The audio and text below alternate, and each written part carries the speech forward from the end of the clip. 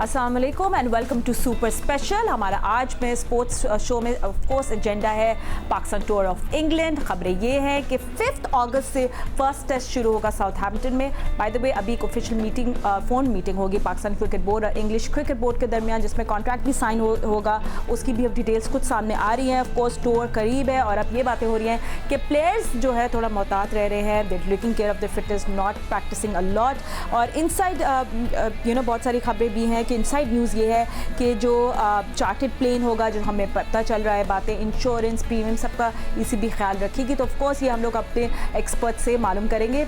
सबसे पहले अपने पैनल से आपको इंट्रोड्यूस कर लेती हूँ। मेरे साथ मौजूद है क्रिकेट सिकंदर बट्स। Thank you so much for joining us Sikandar.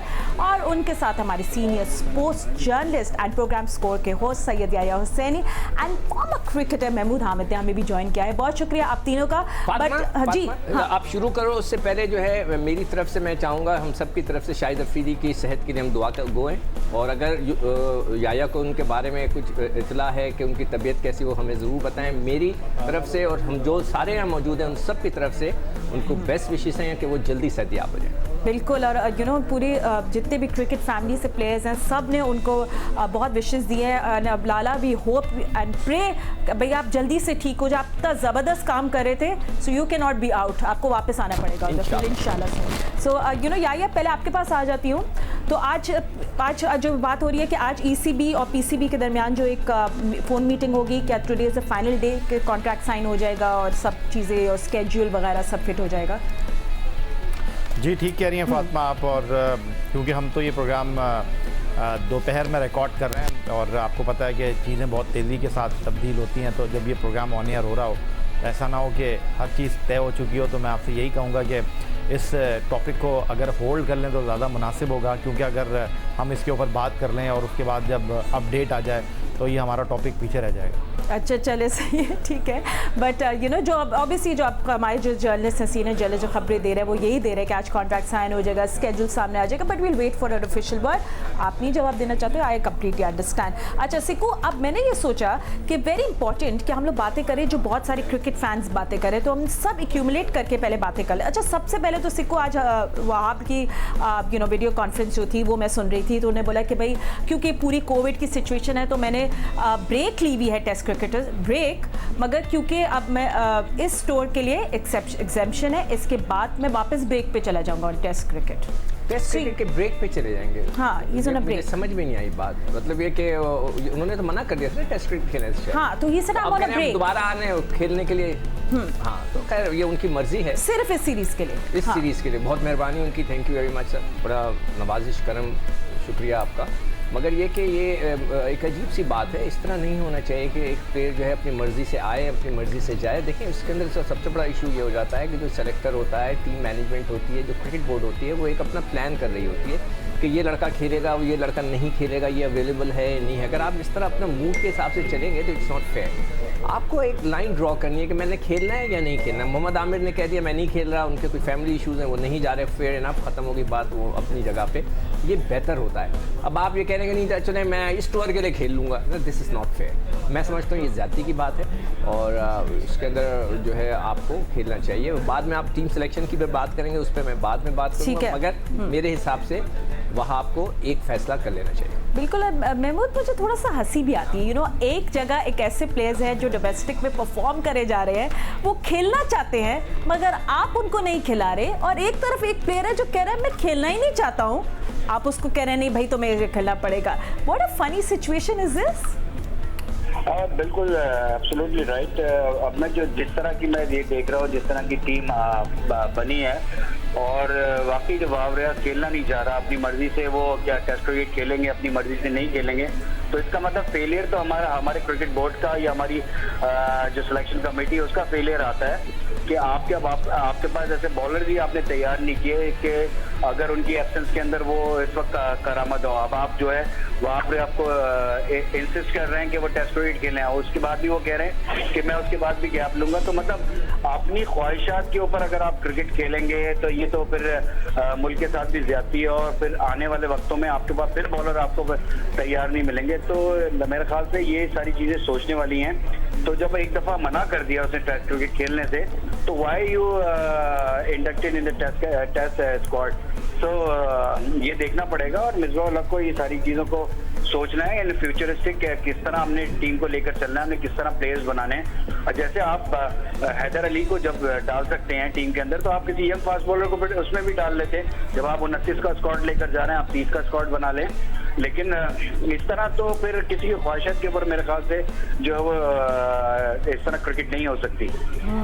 And you know या इज़ इंटरेस्टिंग, क्योंकि जैसे हमारी कुछ स्क्वाड अनाउंसमेंट होती है, कुछ होता है तो बहुत ज़्यादा बहस शुरू हो जाती है, सब जर्नलिस्ट सब लोग अपनी बातें करते हैं, मज़ा आता है पढ़ के कुछ कमेंट्स। तो मैंने रमीज़ राजा का भी गुफ्तगू सुन रही थी, तो उन्होंने बोला कि भाई मिसबाह को मैं सिलेक्शन में he is given him 5 out of 10, 5 number दिया उन्होंने और रिपोर्ट कार्ड में, और कहा है कि मिसबाह की जो पुरानी अप्रोच है विद ओल्ड फेसेस, ये थोड़ी अब बात ही पुरानी हो रही है। यू नो आई थिंक वो इशारा करे थे हफीज़ और मलिक की इंडक्शन के ऊपर। फातिमा, एक बार फिर अपने लबों को जुम्बिश दी रमीज़ हसन राजा साहब ने, लेकिन अब माजी में वो बैक कर चुके हैं। माजी में वो फ्रंट फुट पर आने के बाद जो है बैक फुट पर चले गए। तो अभी उन्होंने नाम तो नहीं लिया इनका, लेकिन जहाँ तक बात है मिसबाह उल हक की के 10 में से 5 नंबर उन्होंने सिलेक्शन के दिए हैं। मेरा ख्याल है कि मिसबाह उल हक इस क्रिकेट बोर्ड के लिए डिज़ास्टर ही हैं। इंतहाई माजरत के साथ मुझे ये कहना पड़ रहा है। और अभी जो आपने बात की वहाब रियाज की, ये तो मजाक है पाकिस्तान क्रिकेट के साथ। एक आदमी ये कह रहा है कि जी इस टूर के बाद मैं फिर वापस जो है रेस्ट पर चले जाऊँगा। 28 जून को अपनी 35वीं सालगिरह सेलिब्रेट करेंगे वहाब रियाज। और इस दौरे में होता ये है कि हमारे खिलाड़ी इंग्लैंड की कंडीशन में और अपने कोचेस के साथ उनको कम टाइम स्पेंड करने को मिलता है। मेरा सबसे बड़ा पॉइंट ये था कि आपने पिछले 7 महीने में मोहम्मद मूसा को जो है वो टीम के साथ रखा, अब आपने उनको जो है वो रिज़र्व खिलाड़ियों में डाल दिया। आपके पास 2 बाएं हाथ से गेंद करने वाले बॉलर्स इस 10 फास्ट बॉलर स्क्वाड में मौजूद हैं। एक आपके परमानेंट पार्ट हैं शाहीन शाह अफरीदी, दूसरे उस्मान खान चिनबारी हैं। उनको आपने रखा है तो उनके ऊपर आप ज़्यादा होमवर्क करते। अगर वहाब रियाज आपके साथ फ्यूचर में नहीं है तो आपको उनकी ज़रूरत नहीं है। आपको टेस्ट टीम की बॉलिंग अगर उठाकर देखनी है, शाहीन है, अब्बास हैं, नसीम आपके पास मौजूद हैं, फिर आपने सुहेल खान को रखा है, फिर आपने इमरान खान को रखा है। पिछली 3 सीरीज़ में इमरान खान आपके साथ ट्रैवल कर रहे हैं। तो वहाब रियाज को सिर्फ इस सीरीज़ के लिए एक हकदार खिलाड़ी का हक मारने के लिए आपने टीम के साथ रखा है, ये इंतहाई अफसोस की बात है। और आप इससे पाकिस्तान क्रिकेट बोर्ड की बेबसी और खिलाड़ियों की मर्जी का अंदाज़ा कर सकते हैं। मैं कहीं यहाँ पे मैं बेबसी नहीं कहूँगा, मैं कहूँगा बैड मैनेजमेंट। बैड मैनेजमेंट मैं इसीलिए इस्तेमाल नहीं कर रहा ये लफ्ज़ क्योंकि ये तो हमें दिखाई दे ही रहा है। अब ये बेबसी है सिकंदर बख्श साहब, क्योंकि आमिर ने तो अपने आप को खुद विड्रॉ कर लिया, वरना शायद ये आमिर के साथ भी चले जाते। तो ये कितने अफसोस की बात है, कितनी मायूसी की बात है कि आपके चीफ सेलेक्टर कह रहे हैं कि सोहेल तनवीर जो हैं वो T20 क्रिकेट खेलते हैं, हालांकि वो नॉर्दर्न की तरफ से फर्स्ट क्लास टूर्नामेंट खेल रहे हैं और जो आपके सेलेक्टर हैं मोहम्मद वसीम वो नॉर्दर्न के कोच हैं। तो अब आप अंदाज़ा कर लें कि कितने वेल अवेयर हैं आपके chief selector head coach Misbah ul Haq. और ये जो पाकिस्तान की टीम जा रही है, जिसके बारे में पाकिस्तान टेस्ट टीम के कप्तान अजहर अली कह रहे हैं कि जी इस बार हम इंग्लैंड को इंग्लैंड में मार कर आएंगे, मैं उनके साथ, मेरी बेस्ट विशेज़ उनके साथ हैं, लेकिन मुझे बिल्कुल आगे कुआं और पीछे खाई नज़र आ रही है।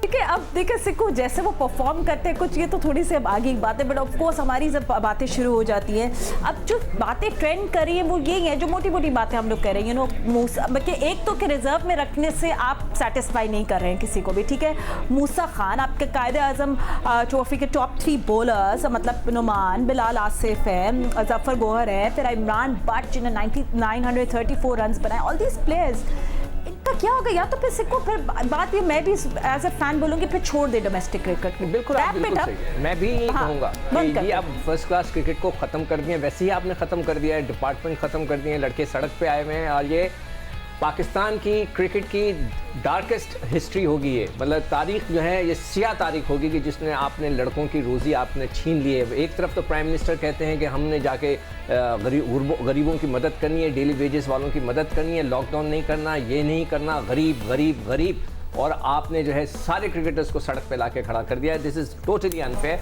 मैं देखें टीम के अंदर जो है हर हाल में जो है, अगर मैं नहीं कह रहा कि सुहेल खान जो है 36 साल का है, आपने उसको क्यों लिया, ठीक है आपने उसको लिया, व्हाई नॉट सोहेल तनवीर? क्या उसने जुर्म कर दिया भाई? Why not? वो सब वाहिद बंदा है जो इंग्लैंड कंडीशन में सबसे अच्छी गेंद करेगा, उसको स्विंग होता है। मैंने पहले भी प्रोग्राम में कहा है कि हमारे आधे 90% बॉलर्स जो हैं वो पुरानी गेंद पे डिपेंड करते हैं। नया बॉल का तो बॉलर ही नहीं है हमारे पास।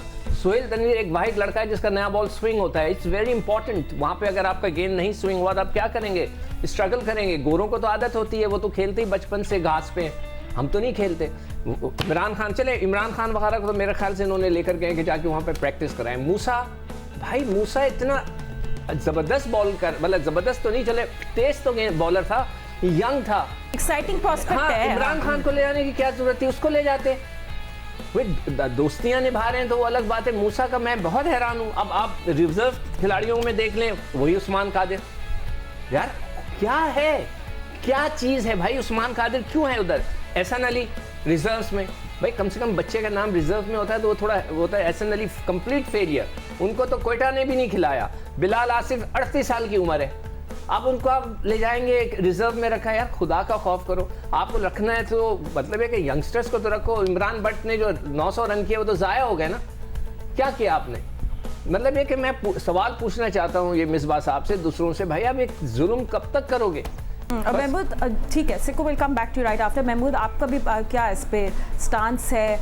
जैसे सिक्कू ने अच्छा वैलिड पॉइंट किया कि सोहेल तनवीर को क्यों नहीं खिला रहे फिर आप, उनका क्या कसूर है? जी महमूद आपसे बात करें। हाँ फातिमा, इसमें मैं थोड़ा सा ये बात करूंगा सिक्कू भाई की कि देखें, जब आप कोई स्क्वाड जब तरतीब दे रहे होते हैं, देखिए सिर्फ स्विंग ही नहीं होती। मेरे ख्याल से मैं इस पे थोड़ा सा अलग बात करूंगा कि सोहेल तनवीर की पेस भी तो मैटर करेगी कि आपको स्विंग बॉलर चाहिए तो उसकी पेस भी मैटर करेगी। आई थिंक टेस्ट क्रिकेट के लिए अब सोहेल तनवीर नहीं, आपके पास और आपने आज जो इसका नाम लिया है बच्चे का, वो आपके करामत हो सकता है। महमूद मैं जो हूँ सोहेल तनवीर को T20 के लिए बात कर रहा हूँ। इस वक्त पूरा स्क्वाड में चला गया। I am not talking about test cricket के लिए he is not fit in नहीं होता। मैं T20 की बात कर रहा हूँ। हाँ T20 के लिए तो वो डेफिनेटली वो उसको होना चाहिए, मैं समझता हूँ।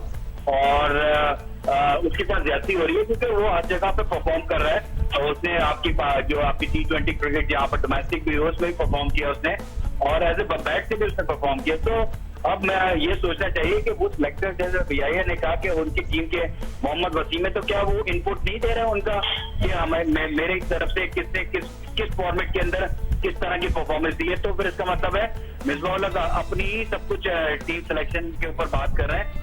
और जो रमीज राजा साहब की जो बात हो रही है कि शोएब मलिक और मोहम्मद हफीज के ऊपर जो उन्होंने बात की है, तो बिल्कुल बात इस तरह है कि जब आप ऑस्ट्रेलिया का टूर करते हो तो आप उन प्लेयर्स को नहीं लेकर जाते। जब आपकी वीकर सीरीज आती है आप उन प्लेयर्स को लेकर आ जाते हो और फिर वो उसमें परफॉर्म करते, तो आप जस्टिफाई नहीं कर पाते इस टूर के लिए उनको ड्रॉप करना। तो मेरे ख्याल से इस वजह से इनको रखा है। अदरवाइज आपने डिसाइड कर लिया था ऑस्ट्रेलिया सीरीज के अंदर कि हमने इन प्लेयर्स को नहीं लेकर चलना, तो फिर आप यंगस्टर के साथ ही चलते। और ये जो अब इंग्लैंड की सीरीज है इसमें भी वो जो है यंगस्टर के साथ चलते। तो आपको खुद नहीं पता कि हम क्या करने जा रहे हैं, आप स्टिक ही नहीं होती अपनी सिलेक्शन के ऊपर। कभी आप ऑस्ट्रेलिया के अंदर उस फास्ट बॉलर को खिला देते हैं आखिरी टेस्ट मैच और उसके बाद आप उसको रिजर्व के अंदर ले आते हैं। फिर आप फहीम अशरफ को आप टेस्ट मैच के अंदर डाल देते हैं, जो आखिर में अभी जो बांग्लादेश की सीरीज हुई है उसके अंदर आप फहीम अशरफ को लेकर आ जाते हैं। तो आपका जो सिलेक्शन का क्राइटेरिया वो मुझे कुछ समझ में नहीं आता। ये टोटली लाइकिंग और डिसलाइकिंग का चक्कर है। मैं इसी तरह कोच की भी बात करूंगा। अभी मुश्ताक अहमद क्या एक स्पिनर को कोच करने वहां पर जा रहे हैं, यासिर शाह को, और अगर उन्होंने कोच करना है तो भाई एकेडमी के अंदर कोच करें। अभी उनका कॉन्ट्रैक्ट खत्म हुआ है एकेडमी से, फिर उनको इधर लेकर आ गए बिकॉज वो सम फ्रेंड्स जो है वो इन्फ्लुएंस वाले हैं। इस वजह से मुश्ताक जो है वो बार बार टीम के अंदर मतलब as a coach bowling coach आते थे। मुझे बताएं उससे इम्पैक्ट क्या हो रहा है? आप 14 का इतना बड़ा एक कोचिंग स्टाफ लेकर जा रहे हैं, miss bowler as a batsman head coach, फिर आपने यूनुस खान को भी रखा है। तो इतने बड़े बड़े नाम, क्या मतलब आपकी वहां पर मिसमैनेजमेंट नहीं हो सकती इस चक्करों में? तो ये बगैर सोचे समझे जो इतने बड़े बड़े डिसीजन हो रहे हैं। और कहीं आप कहते हो कि हम ऐसे कोचेस को लेकर आएंगे जिनके बड़े नाम होंगे, उनकी जॉब डिस्क्रिप्शन जो होगी वो कम से कम इतने मैचेस। अभी जो अब्दुल मजीद को डाला है इन्होंने फील्डिंग कोच, उसने तो फर्स्ट क्लास क्रिकेट भी नहीं खेली है। तो मतलब हम समझ नहीं पाते कि आप बड़ा अच्छा इंटरेस्टिंग है क्या क्राइटेरिया है आपका, किस तरह आप लोगों को लेकर आते हो। जो लड़के परफॉर्मेंस करते हुए आ रहे हैं, जो कोचेस अच्छा करते हुए आ रहे हैं, आप उनको हटा देते हो, आप उनको नहीं लेते। जो एकेडमीज में वहां पर लाहौर की एकेडमीज में जो इनके क्लोज होते हैं, आप उनको ले लेते हो। तो ये तो कोई जस्टिस नहीं हुआ, कोई अकाउंटेबल नहीं हुआ। तो ये सारी चीजें हैं जो ये हम सब बात तो कर लेते हैं, लेकिन जस्टिफिकेशन उसकी होनी चाहिए। और जब ये टीम अनाउंस होती है, मैं समझता हूँ कि उसी वक्त चीफ सेलेक्टर को बिठा के जस्टिफिकेशन उनसे लेनी चाहिए कि मैंने इस प्लेयर को क्यों लिया है, इसकी क्या वजह है। स्विंग प्लेयर अगर सोहेल खान की इंडक्शन हुई है, अगर वो स्विंग करते, लेकिन उनकी पेस आप देखें, पेस में बड़ा फर्क आ गया है, बड़े इजीली मैनेजेबल हो सकते हैं। तो आप ऐसा कोई आप ग्रूम तो करें किसी प्लेयर को, आप एक सीरीज के अंदर आप लेकर जाते हैं, वहां आप आप 2000 का आखिरी टेस्ट मैच खिलाया आपने उसको, उसके बाद आपने एकदम सडनली कहीं से मुझे लग नहीं रहा था और वो टीम के अंदर आ जाते हैं। तो बहुत सारे सरप्राइज जो है वो इस 29 ओपनिंग स्क्वाड के अंदर हैं। ठीक है महमूद, बहुत शुक्रिया आपने मुझे ज्वाइन कर लिया। Sikandar will take a break, मगर अब you wanted to talk about this when we come back for sure, मैं आपको चांस दूंगी, but will take a quick break. बहुत सारे लोग सिमिलरली बात कर रहे हैं about Iftikhar Ahmed, why him, इसके साथ साथ हफीज़ और शोएब मलिक पे तो ऑनगोइंग कॉन्वर्सेशन भी है। Will talk more about this, will take a quick break and see you right after. My conversation का हिस्सा अब बन गया है former cricketer Ghulam Ali join कर लिया है। सिक्कू एंड याया तो हमारे साथ ऑलरेडी मौजूद है। Sikku, before going to the break आप कुछ पूछना चाह रहे थे या कुछ बोलना चाह रहे थे? Do you want to quickly talk about that? बात की ना, मैं मेयार की बात की कि सिलेक्शन का मेयार क्या है। हमारे पाकिस्तान क्रिकेट बोर्ड का जो मेयार है मैनेजर का, वो बिल्कुल ज़मीन पे गिर गया है। हम सोचते हैं कि जो मैनेजर होता है वो जाके वहाँ पे हाई प्रोफाइल लोगों से मुलाकात करता है, तो it's always been a bureaucrat, कोई जज, कोई फॉरेन सेक्रेटरी जैसे शहरियार साहब थे, जावेद बरकी थे, जस्टिस सऊद जान थे, ये वो मैनेजर्स वगैरह थे कि जो जाके पाकिस्तान को रिप्रेजेंट करते हैं। वो जाके अगर कल सपोज करें क्वीन ने बुला लिया, सपोज करें वहाँ के प्राइम मिनिस्टर ने आपको बुला लिया कि I want to talk to the manager, कौन जाएगा? मंसूर राना? कम ऑन, मतलब सोचें। मतलब मैं पीसीबी से पूछना चाहता हूं कि भाई आप लोगों के दिमाग बंद हो गए? माजरत के साथ, अगर किसी बड़े 10 डाउनिंग स्ट्रीट है, शायद 10 डाउनिंग स्ट्रीट, उधर प्राइम मिनिस्टर ने बुला लिया कि जब मैं टीम के मैनेजर से, मैनेजमेंट से बात करना चाहता हूं रिगार्डिंग, तो कौन जाएगा? मंसूर राना?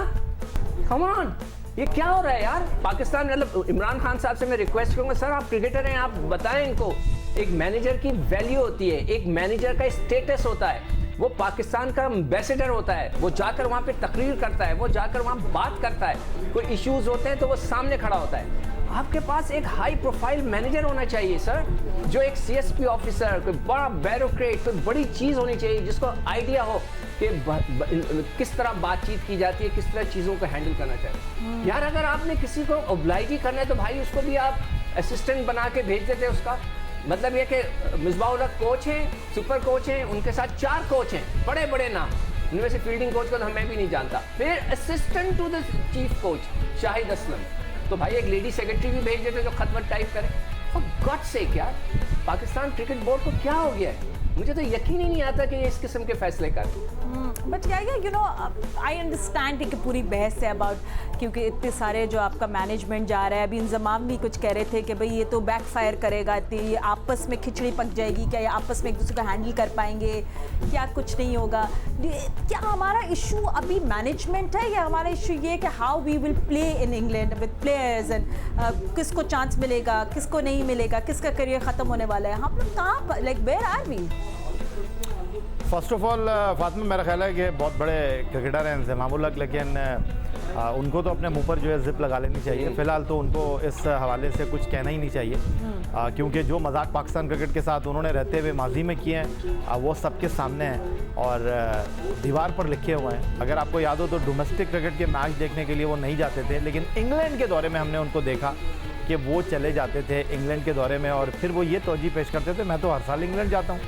तो पाकिस्तान सुपर लीग के मैच देखने के लिए वो दुबई चले जाते थे, तो उनका तो बोलना बनता नहीं है। जहाँ तक आप बात कर रही हैं, वो भी तो बताओ यार, जो उन्होंने किया था कि वर्ल्ड कप से पहले कप्तान को घर भेज दिया था। हाँ, वो तो मैं आपसे कह रहा हूँ ना, जो उन्होंने मजाक किए हैं वो सारे मजाक में ही आ जाते हैं। फिर जहाँ तक अभी महमूद हामिद साहब बात कर रहे थे मुश्ताक अहमद की, तो मैं बिल्कुल टोटली उनके साथ इत्तेफाक करता हूँ कि मुश्ताक अहमद तो पाकिस्तान क्रिकेट के लिए एक बहुत बड़ा लतीफ़ा है और उनको आपने क्यों इस टीम के साथ रखा हुआ है समझ से बाहर है। बातें अच्छी कर लेते हैं और बातों में वो गोल मोल घुमाने का फ़न जानते हैं, इसलिए आपने उनको रखा हुआ है, तो ये मेरे समझ से बाहर है। Do you think Saqlain Mushtaq would be a better prospect? नहीं, बात दरअसल अच्छा, फातिमा ये है कि सकलैन मुश्ताक भी अभी तक बातें ही कर रहे हैं, काम करेंगे तो ग्राउंड पे पता चल जाएगा।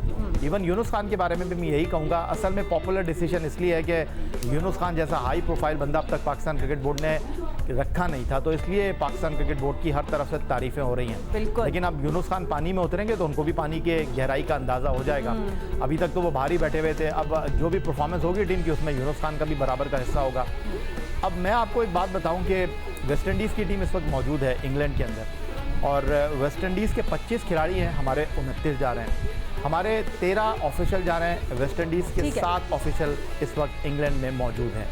यहाँ पर सबसे बड़ा मसला ये है कि फातिमा, मैं इस वक्त जो स्टाफ जा रहा है मुझे उस पर इसीलिए कोई एतराज़ नहीं है कि आपने वहाँ पर जिस माहौल के अंदर रहना है, चीज़ों को आपने लुक आफ्टर करना है, डॉक्टर आपके साथ ट्रैवल कर रहा है, उसकी बुनियादी वजह यह है कि आप बायो सिक्योर माहौल में होंगे तो आपको डॉक्टर की डेफिनेटली ज़रूरत पड़ेगी। तो मुझे कोचिंग स्टाफ के ऊपर कोई एतराज़ है नहीं। सेम है या मुझे भी लग रहा था कि अभी ये एक बहस ऐसी नहीं है, बट गुलाम अली ने भी अभी ज्वाइन किया तो उनसे भी बात करेंगे।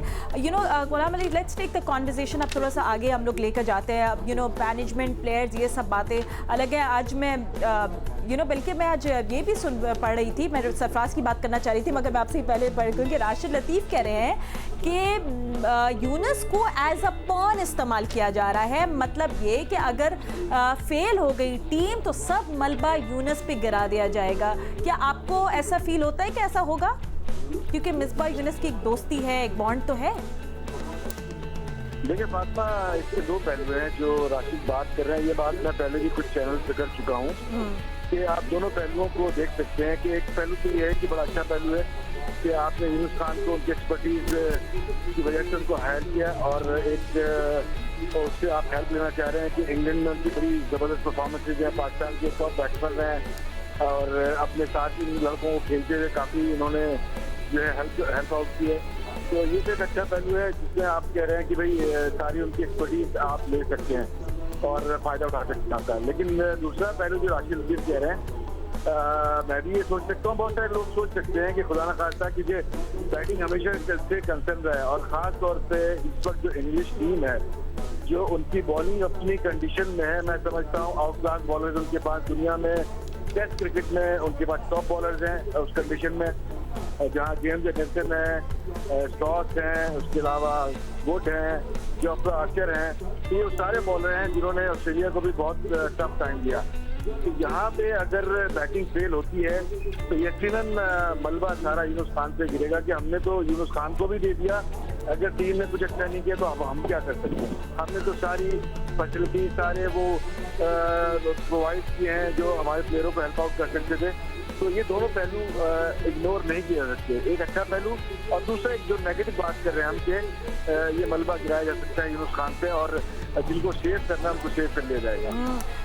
को ये जो कहते हैं ना गोट बनाया जाएगा, ऑल ऑफ दैट, ये सब बातें अब देखने की। अब लेट्स सी हम कैसे इंग्लैंड में फेयर करते हैं, फिर हम इस बारे में बात करेंगे। बट एक इंटरेस्टिंग बात सिको जो मैं और आप ऑफ द रिकॉर्ड बात कर रहे थे वो थी कैप्टन्स की खिचड़ी जो होगी।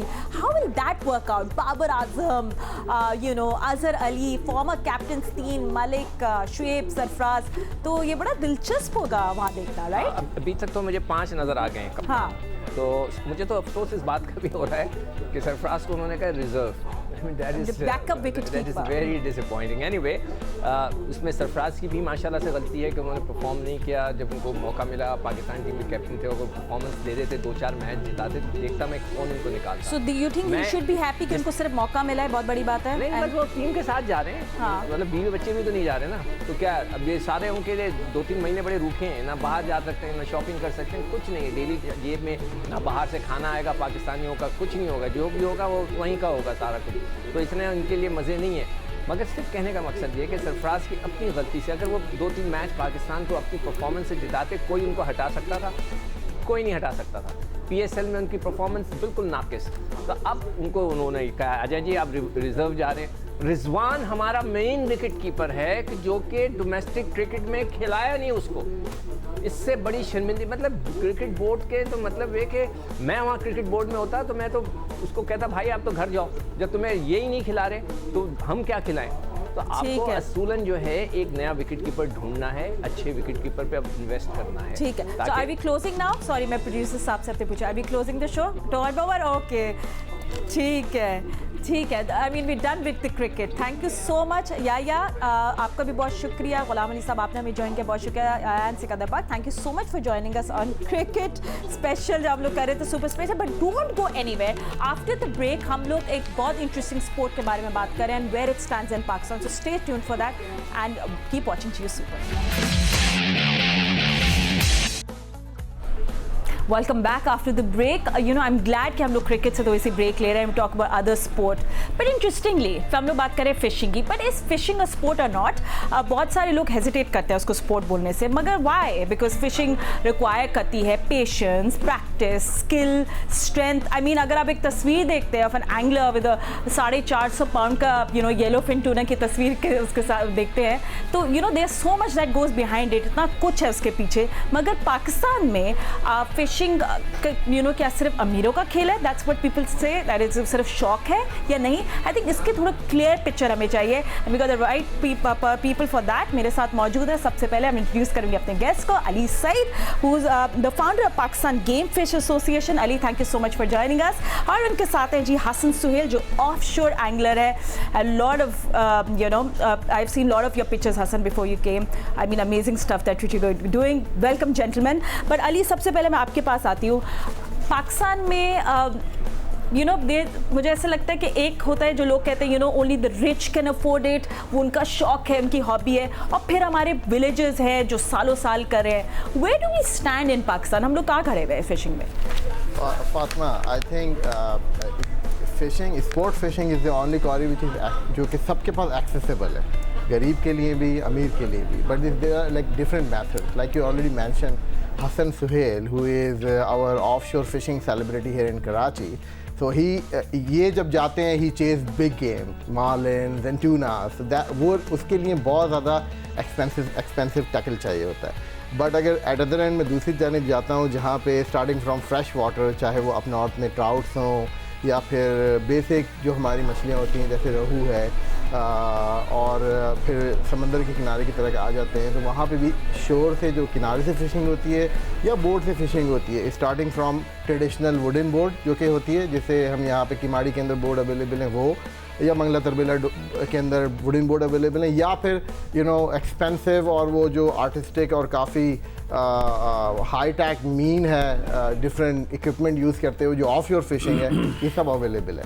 So it is pretty much accessible और सबके लिए अफोर्डेबल है। I think that's just to answer your first question, so you go on with your own. अच्छा, ठीक है हसन, you know आपका you know ठीक है, one I don't know what made you decide कि भाई this is what I want to do. Is this your hobby? क्या hobby change हो गए into something you know competitive हो गए?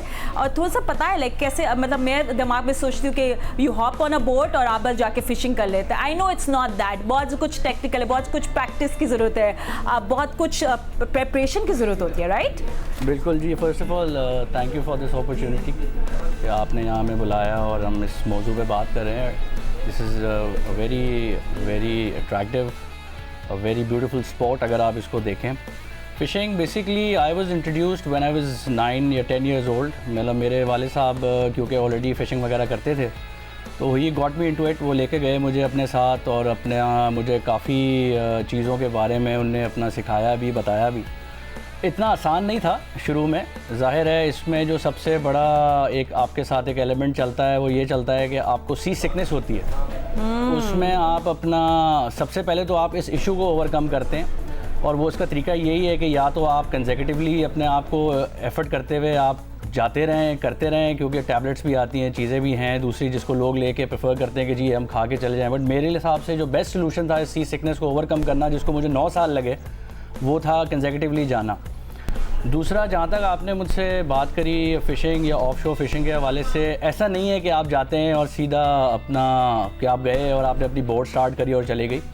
काफ़ी आपको इसके ऊपर एक प्लानिंग करनी पड़ती है, आपको देखना पड़ता है कि आपके विंड कंडीशन क्या है, आपका समंदर का हाल क्या है, क्या वो रफ़ है, क्या काम है, बिकॉज आप काफ़ी ट्रैवल करते हो। आप ट्रैवल करते हो approximately 50 to 60 nautical miles west आप ट्रैवल करते हो ओपन वाटर्स में, जहाँ डेप्थ होती है पानी की anywhere ranging from 700 feet 700 foot से ले जाकर आप कहीं 3500 फुट पानी तक आप जाते हैं। That's crazy. और वहाँ पे जो है, जी बिल्कुल, और वहाँ पे जो है जाके देन यू फॉलो ऑन, आप ऑब्वियसली देखते हो, साइट करते हो, वहाँ पे डॉल्फिन्स के पॉड्स, ये सारी चीज़ें आपको नज़र आती है। क्योंकि जो फ़िशिंग हम करते हैं, फॉर एग्जांपल जैसे कि मैं अगर अपनी बात करूँ तो आई यूजुअली डू मैं ज़्यादातर करता हूँ ऑफशोर फ़िशिंग। उसमें सारा ये आपका जितनी भी प्लेजिक्स हैं, जैसे मालिन है, ट्यूना है, ये सब माइग्रेट करके आती है from south Africa, gulf of Oman. वहाँ से जो पानी का गर्म टेम्परेचर और जो करंट्स हैं, ये उनको ऑल द वे वहाँ से माइग्रेट करके लेकर आते हैं हमारे पानी में। और उसके बाद हमें ऐसे दिन सेलेक्ट करने पड़ते हैं या महीने सेलेक्ट करने पड़ते हैं जिसमें हमें बैठ के पूरी रिसर्च करनी पड़ती है कि अब हमारा हाल यहाँ पे इस वक्त पानी का टेम्परेचर क्या है, करंट्स किस तरफ से आ रहे हैं। वो करंट्स वो होते हैं जो पानी की लहरों को लेके चलते हैं। उस हवाले से हमें जब आइडिया होता है तो फिर हम डिसाइड करते हैं कि किस दिन हमें जाना है। अच्छा, और हसन मतलब यू नो, जैसे I just want to clear picture, like आप लोगों के पास टेक्नोलॉजी होती है, right, to tell you where you going, आप कहाँ जा रहे हैं, अभी क्या सर्कमस्टांसेस है, वो सब आपके सामने होता है ना, कंपेयर टू जो हमारे जो फिशिंग करते हैं, यू नो, किमाड़ी से जो जाते हैं, जो नॉर्मल रेगुलर बोट्स में जाते हैं, वो लोग कैसे करते हैं ये डीप सी फिशिंग या ऑफशोर फिशिंग, या वो लोग कहाँ तक जाते हैं? क्या उनका सिर्फ एक्सपीरियंस है? बहुत अच्छा आपका ये वैलिड सवाल है, और एक्सपीरियंस मैटर करता है बहुत ज़्यादा। जिन लोगों के पास वो टेक्नोलॉजी नहीं है, बट ज़रूरी नहीं कि हर टेक्नोलॉजी उस वैल्यू की हो। आप इवेंचुअली हैंड हेल्ड GPS भी आते हैं। अच्छा। जो कि लोग मेजॉरिटी जो कमर्शियल फ़िशिंग करते हैं यहाँ पे, जो किमाड़ी से भी जाते हो या कमर्शियल जिनका ब्रेड एंड बटर ही यही है, वो बेसिकली उन हैंडल GPS का इस्तेमाल करते हैं। अदर देन दैट आपके पास मैप्स होते हैं। अब जाहिर है जिस आदमी ने ओवर द पीरियड, जिसने 15-20 साल हमारा ये माहीगीर जिन्हें कहा जाता है, उनके पास एक्सपीरियंस होता है इन चीज़ों का, किस लोकेशन पे जाना है और क्या। दूसरा ये कि लोग भी जो हमारे एंड पे हैं, जैसे अगर जो लोग जाना चाहते हैं, अगर किमाड़ी से जाना चाहें, मुबारक विलेज से जाना चाहें, जिनके पास तमाम बोट्स अवेलेबल, ये कोशिश वो करते हैं कि उन लोगों से रब्ता करें, उन बोट हैंडलर से रब्ता करें जो ऑलरेडी एक्सपीरियंस शुदा हैं। इसका मतलब ये अगर उनके पास वो इलेक्ट्रॉनिक्स ना भी हों तो उनको आइडिया होता है कि कहाँ जाना है। अच्छा Ali, you know, I know that you got all this amazing stuff with you. जिससे हम लोगों ने सोचा था कि एक दफ़ा रॉड उठाना इतना सिंपल है, जैसे हम वीडियोस में देखते हैं, जस्ट हैव टू गो, मगर एक दफ़ा जब मैंने रॉड उठाई थी, आई रियलाइज ये मेरी बस की बात नहीं है। So you have everything with you, do you want to, you know, I want to have a look? हाँ ज़रूर। हाँ, क्या जस्ट अ बेसिक्स? हाँ, just a basic, quickly I will explain. So Fatima देखें, I mean this is the rod, the fishing rod, ठीक है ना। और ये डिफरेंट, आई मीन अभी जो अब मेरे हाथ में रॉड है, इसको स्पिनिंग रॉड बोलते हैं। और डिफरेंट मेथड्स और different kind of fishing rods available हैं, डिफरेंट तरीके से यूज़ करते हैं। This is a spinning reel, mechanism एक ही होता है, ठीक है। So the idea is to catch small bigger fish on a lighter tackle. That's what it makes, you know, इसको स्पोर्ट इसी तरह से बनती है। और हर स्पोर्ट की तरह इसमें भी रूल्स हैं। इसके अंदर भी you know, different obligation है, like crickets and all. So you need to catch it. If you're catching it with the rod and reel, अगर आप इससे पकड़ लें तो that's called sport fishing. Unless this is when you're catching, when you fish for the record, right? So whenever you actually hook up a fish, usually different plugs होते हैं. जैसे ये अभी आप देख रहे हैं मेरे पास जो है, काफ़ी अट्रैक्टिव से होते हैं. Usually basically मछली से ज़्यादा ही हमें अट्रैक्ट करते हैं. So we collect a lot of these plugs. I mean, look at these. I mean, this one is a jig जो कि डीप सी फिशिंग के लिए होता है. देन यू कैन सी ये प्लग्स हैं डिफरेंट, जो कि डाइविंग प्लग कहलाता है. और even you know, if you fishing for trouts, ये एक फ्लाई है जो कि ट्राउट फिशिंग के लिए होती है, जिसके लिए फ्लाई फिशिंग मेथड यूज़ किया जाता है. Anyways, coming back to the point, जब फिश स्ट्राइक करती है तो यू सेट अ ड्रैग है, जिसको ड्रैग, अब ये ड्रैग जो है वो एक पावर पुल करने के ऊपर लगाया जाता है. Let's say if you catching a 20 pound of fish using an 8 pound of tackle, that makes that makes it challenge.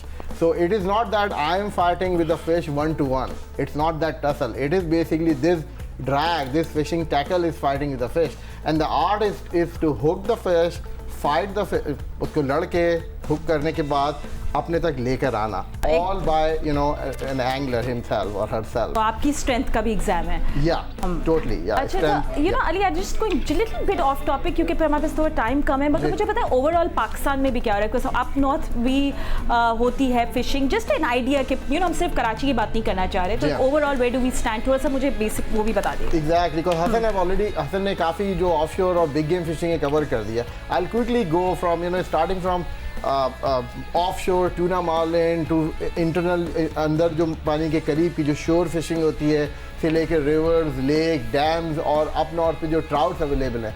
तो हमारे पास कुछ ऐसी गेम फिश हैं जो कि काफ़ी वैल्यूएबल है internationally. We have mainly we have brown trout which were introduced in Pakistan back in ancient times, but वो fishing यहाँ मौजूद है up north के अंदर trout की। then we have माशेर जो कि बहुत ही कोई famous game fish है, माशेर जिसे हम कहते हैं यहाँ पे, और उसको पकड़ने के भी डिफरेंट मेथड्स होते हैं। काफ़ी जगह उसकी कंजर्वेशन सोसाइटीज़ भी बन गई हैं। It is there unfortunately very close to the line of control right now, but then और भी जिस तरह की quarries है where वो remotely मिलती है। So basically PGFA which also covers 360 of fishing, starting from shore to offshore to inshore to onshore to freshwater lakes and dams and on those streams and lake and up north. So fishing सबके लिए accessible है, but एक चीज़ common है, आपने अपने लिए fishing tackle लेना है। आप यू कैन नॉट कैच, आप अपने हाथ से लाइन से फिश पकड़ के एंगलर नहीं बन सकते। नीदर PGFA जिसकी वेबसाइट भी एग्जिस्ट करती है, जिसके अंदर beginner how to get into fishing, हम इसका उर्दू वर्जन भी लाने की कोशिश कर रहे हैं। ठीक है, तो कोई अगर इंटरेस्टेड है वो जा सकता है इस वेबसाइट पे देखने के लिए इन्फॉर्मेशन, और मुझे 20 लाख की जरूरत नहीं है इस चीज के लिए। श्योर? या I mean the fishing that Hassan do is totally different, so I'm just going to quickly mention Hassan से तो हम बात करते हैं ना लाखों की अभी weight, but just jokes apart guys, थोड़ा सा एक मेरा सवाल है, क्योंकि हम लोग एक ऐसे टाइम से जा रहे हैं और हम एनवायरनमेंट का बहुत ख्याल रखते हैं। I mean I love my sushi, I love my tuna on my table, मगर मुझे ये खैर कि इतनी सारी फिशिंग होगी तो हमारी मछली जो हमारे मुल्क में उसका क्या होगा, तो क्या आप लोग करें उस बारे में? Who would like to answer that? Hasan? देखिए जी, इसमें जो बेसिकली प्रॉस्पेक्ट जो बनता है ना, आपको कंजर्वेशन के हवाले से, वो तो मैं जो ऑब्वियसली समझता हूँ वो ये कि आप कैच एंड रिलीज के ऊपर जो है ज़्यादा काम करें। मतलब कि आपने पकड़ा और फिर उसको मतलब आपने उसको पकड़ा, आपने उसको हैंडल किया फिश को, और अगर तो वो इस कंडीशन में है कि वो स्विम कर सकती है दोबारा, तो आप अपना हुक जो है वो पुल करके you let it go, depending कि क्या सिचुएशन है। इस तरीके से हम अपनी कंजर्वेशन कर सकते हैं। और ऑब्वियसली जितना हमारा जो गवर्नमेंट्स हैं, गवर्नमेंट के जो सेक्टर्स हैं, वो थोड़ा सा जो लोग हमारा फ़िशिंग कर रहे हैं, अगर वो ओवर फिश कर रहे हैं तो उनको थोड़ा सा कंट्रोल करें। कुछ ऐसे नेट्स हैं जो उनको नहीं यूज़ करने चाहिए, अनफॉर्चुनेटली वो काफ़ी उस पर बहस भी हो चुकी है और अभी तक वो इस्तेमाल हो रहे हैं। इन चीज़ों पे अगर हाथ रखा जाए तो ऑटोमेटिकली चीज़ों में बेहतरी आएगी। और दूसरे पोल्यूशन, अगर मैं और आप जा रहे हैं, अगर अल्लाह ताला ने हमें ये दिया एक समंदर जाने के लिए जहाँ पे अच्छा खासा रिफ़्रेशिंग है, सब कुछ एक ब्यूटीफुल साइट है, अगर आप जाएं सारा कुछ देखें, और अगर आप वही जो आप खा रहे हैं, इस्तेमाल कर रहे हैं, अगर आप खुद से पानी में फेंकेंगे तो जेन्युइनली इस गंदगी को संभालना भी हमारा काम है। तो आप सबसे पहले तो खुद करें ये चीज़ें। जो लोग जाते हैं बोट्स पे, किसी दूसरे को कहने से पहले बेहतर है कि जो लोग खुद जा रहे हैं, चाहे वो केमाड़ी लॉन्च पे हो, चाहे मुबारक विलेज से हो, चाहे हम जैसे लोग, या हम केमाड़ी लॉन्चेस पे भी जाते हैं, बोट्स पे भी जाते हैं, तो हमारी कोशिश ये होती है कि हम पोल्यूशन ना करें। बिल्कुल, very very important, this is something that goes hand in hand with fishing. Hassan, Aleem आपके पास भी आती, बट हसन क्योंकि आप बात करें, अभी हम प्रोग्राम के एंड की तरफ जा रहे हैं, but I would love to know your best experience, एक ऐसी स्टोरी जो आपके आगे अपने बच्चों को सब जनरेशंस को बताएंगे। तो tell us about one fantastic experience जो आपका हुआ, या story whatever happened while fishing. बिल्कुल, असल में तो दो हैं, बट मैं चलें आपसे एक बता दें, एक हमारी वैसे बातें तो कहीं सारी हैं, बट सबसे जो इंटरेस्टिंग था वो था अपना 2016 में, जब मैं ब्लू मार्लिन मैंने पकड़ी थी 288 पाउंड्स की। तो वो मतलब इस तरह से कि हमें बिल्कुल भी मुझे इस चीज़ का इल्म नहीं था, और मैं जेन्युइनली मार्लिन फ़िशिंग में इतना ज़्यादा इन्वॉल्व भी नहीं था। मैं ज़्यादा ट्यूना या इनशोर फ़िशिंग और ये ग्रुपर्स, ये एम्बरजैक्स, ये सब कर रहा था। तो सबसे ज़्यादा जो मज़ाया गुफ्तगू थी वो ये थी कि मेरे साथ एक ब्रिगेडियर साहब थे अपना बोट के ऊपर। तो हम जब फ़िशिंग कर रहे थे तो मेरे हाथ में एक बनाना था, बनाना।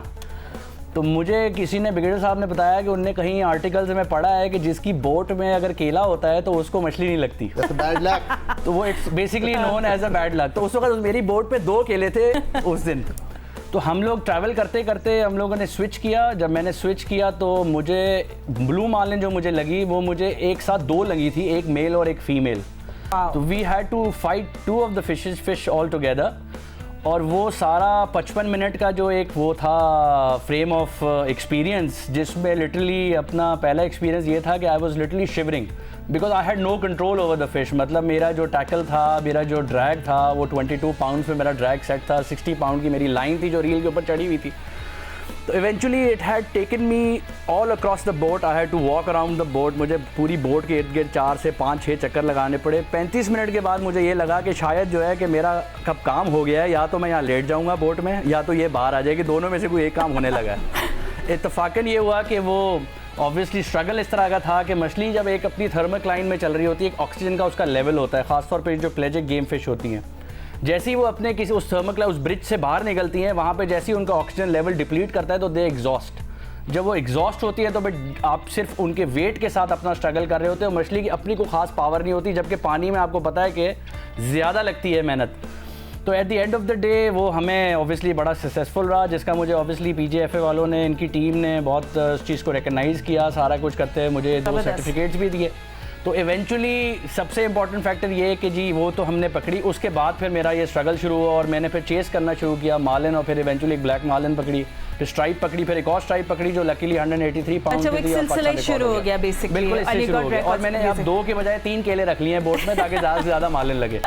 Oh, turned around for you. Ali, you know, just we have just couple of minutes left. So I would like to know आपके कोई experience या some story you would like to share, Hasan की तरह। Well, experiences तो बहुत सारे हैं, you know, starting from catching tuna or jigging or going fishing for trout there in up north, या फिर you know, establishing and founding this an association basically in Pakistan which is recognized by International Game Fish Association. So मैं वो कुछ चंद minute लेना चाहता हूँ and I want to quickly talk about the conservation side of it. So PGFA, which is pgfa.org, this is our website. It is a non-profit organization. Everybody is welcome to go and visit that website. Even a beginner जिसको भी fishing start करनी है, वहाँ पे information है. We are constantly adding details to it. और just like all those sports, इसको sport को भी इतनी respect मिलना चाहिए. This is an outdoor sport, so you know, hunting is also conservation, fishing is also conservation. It sounds like a blood sport, but in the end, you know, we are the people who are responsible enough, and we spend most time on the water, and we know our water. So जो conservation point of view से और fishing और fish की जो stocks हैं और उनकी जो depletion है, उनके लिए anglers को भी involve किया जाए और उनकी भी say होना चाहिए इस तरह के decisions जो लिए जाए. Let's say, you know, recently I've heard that there was a ban which was lifted during to fish during June. So I think these kind of decisions should be discouraged.